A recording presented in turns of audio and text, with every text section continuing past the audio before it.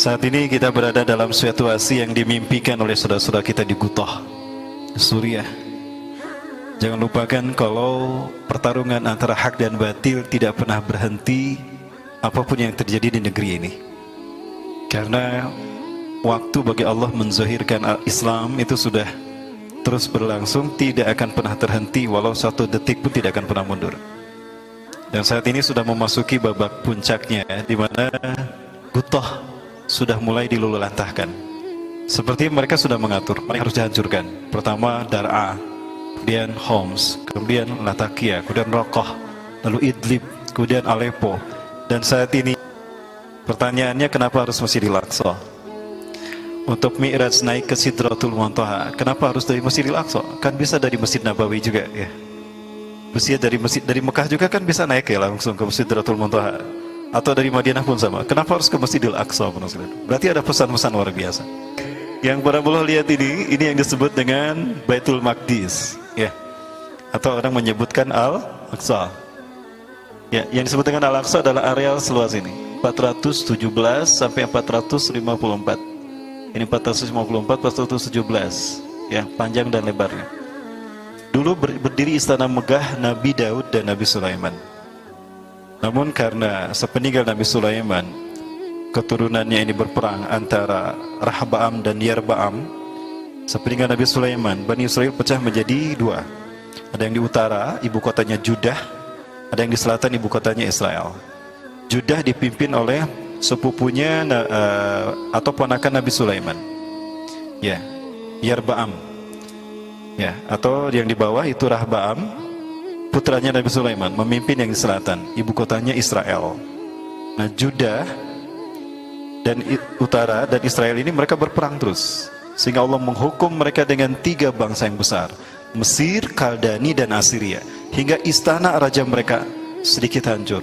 Betul-betul hancur itu pada zaman Kaisar Hadrian yang kejam, yang membuat Zionis Yahudi bertebaran eksodus di muka bumi. Bukan Zionis Yahudi, Bani Israel. Tidak punya negara. Sampai tahun 1948 mereka memproklamirkan berdirinya Israel. Ya, itu kali kedua mereka kembali ke tanah Al-Quds, ke tanah Al-Aqsa. Dan itu tidak lama lagi mereka akan kembali dihukum. Mereka akan melakukan kerusakan yang kedua. Kerusakan keduanya apa? Pernyataan Donald Trump memberikan keleluasan kepada Israel untuk menghancurkan Masjidil Aqsa ini, dan akan diganti dengan sinagog Yahudi. Ya, ini preview yang akan kita bahas seperti itu. Nah, maka yang tersisa dari istana Nabi Daud dan Nabi Sulaiman adalah dinding ini. Dinding inilah yang dimasuki Rasulullah. Ya, langsung masuk ke Masjidil Aqsa ini melalui pintu Maghribah. Nah, di mana dinding ini ada satu dinding yang tersisa dari istana Nabi Sulaiman dan Nabi Daud, dan Rasulullah menambatkan buraqnya di sini. Maka dinding ini dinamakan Haitul Buraq. Namun orang-orang Zionis Yahudi, Ashkenazim, menjadikan ini sebagai Wailing Wall, dinding ratapan, karena cuma dinding ini yang tersisa dari istana raja mereka. Selebihnya itu merupakan pugaran. Ya, maka mereka menangisinya dan meratapinya karena tidak mendengar nasihat para nabi dan rasul mereka.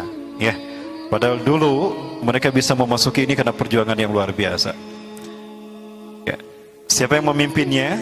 Nabi Yusha bin Nun. Orang-orang Kristen menyebutnya Joshua. Saat itu ketika sampai di Jericho, Bani Israel yang jumlahnya 70.000 orang, mereka enggan untuk berperang, enggan untuk masuk, karena di dalamnya ada kaum Jabariyin yang gagah perkasa. Mereka malah menyuruh Nabi Musa dan Allah berperang berdua. Inna nanuhunna qa'idun, biar kami duduk-duduk aja di sini nunggu. Nanti kasih tahu kami, SMS kami kalau sudah selesai perang. Masa kayak gitu? Akhirnya Allah haramkan tanah Al-Quds bagi mereka.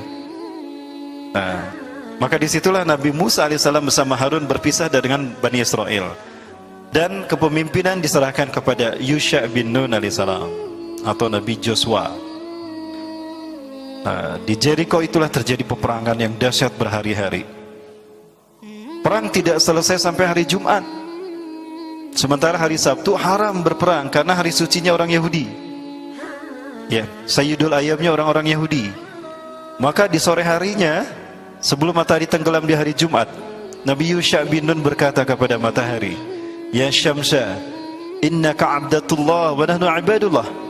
Hai matahari, kamu ini hamba Allah, kami juga hamba Allah. Demi Allah, kami sedang melakukan apa yang Allah perintahkan. Saya diperintahkan memimpin Bani Israel untuk memasuki negeri yang Allah janjikan, Al-Quds. Tapi jika engkau tenggelam, perang kami, tugas kami tidak akan selesai. Demi Allah, aku haramkan engkau tenggelam. Maka apa yang terjadi? Allah perintahkan pada matahari untuk diam, tidak tenggelam. Rasulullah mengatakan tidak pernah matahari terdiam karena permintaan makhluk kecuali untuk Yusha bin Nun alaihissalam. Maka apa kata matahari? Baik, aku diam, tidak akan bergerak. Aku tunggu kalian berperang. Tong lila teing cangkel. Diam matahari saat itu ya. Nah, maka disitulah Rasulullah tersenyum dan diturunkanlah, dibacalah oleh Rasulullah, dijelaskan surat At-Takwir, idza syamsu kuwirat dan sebagainya. Baik, ya, warahmatullahi wabarakatuh.